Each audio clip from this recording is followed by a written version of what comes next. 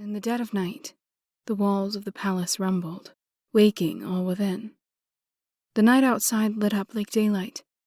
We ran to the windows to see the agate district all the way on the other side of the city alight, belching smoke into the sky.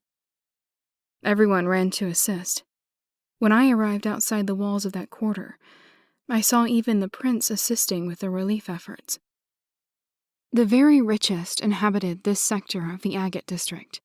It was also the home of theaters, galleries, and parks, and every bit burned in flames of orange and green. "Get up on that wall," Godric called. "We need to contain this." I didn't know who he'd been addressing, but followed the order. Other lamplighters clambered up to the top of the wall with me. At the top, a fiery lake met our eyes. I had never wished to be able to transform into my other form before that night. We couldn't see more than a few feet ahead. Through the shouts around me, I understood someone was in the middle of the conflagration, maintaining it. The heat was relentless. No one could get close without weapon or craft catching and burning to cinders. Responders called for water to beat back the flames, but it wasn't enough. Magical fire didn't follow the same rules as natural flames.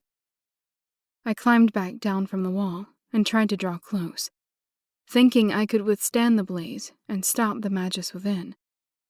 Despite all I had endured, my own feet refused to carry me in. A familiar voice yelled from behind me over the din. "I can shield you!" I turned and found Holly standing there. "What?" I shouted back, not entirely sure I had heard her right. "With ice. I can shield you so you might make it through." "It's too much," I objected. "I'm strong." I hesitated. Doubt in Holly's abilities wasn't my true objection. On the contrary, I felt perfectly confident about her powers. No. My heart beat. I don't know what showed in my expression just then, but Holly added, "The entire city will burn if we don't do something."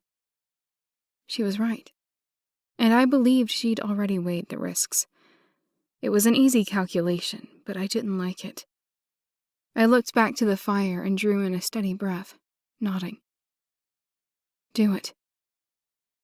Holly held out her hands and surrounded me in a bubble of magical ice. Even through it, I could feel the heat of the flames. I ran in, forcing myself to keep my eyes open and telling myself Holly would protect me. The roar was immense, a physical force pressing in all around me. My head pivoted back and forth, seeking the magus. From what I had heard, he or she should be near where we landed our craft.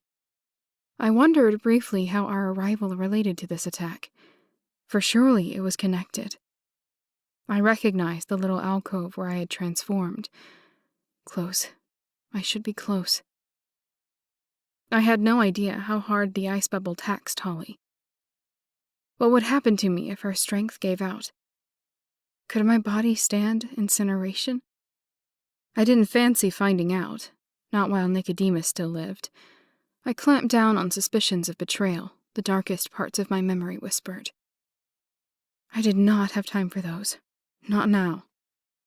I spotted a shadow darker than the flames, a figure that didn't move and dance like everything else. Arms stretched out to its sides, it formed a perfect target.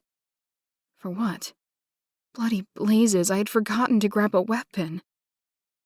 With no other options, I hurtled towards the figure and drove my fist into its head. The figure stumbled back, and the bulk of the flames dissipated. Countless buildings and their trappings still burned around us, however. The magus, a young woman, panting, doubled over. Her eyes cut to me, and a hateful scowl seared across her soot-smeared face. "Wretch!" she snarled, lifting her hands back up. I attacked again, Holly's bubble still surrounding me. Shards of ice sliced at the magus's skin as I came within range. We fought. She had been trained, but not as well as I. In the back of my mind, I thanked Flynn for his merciless lessons.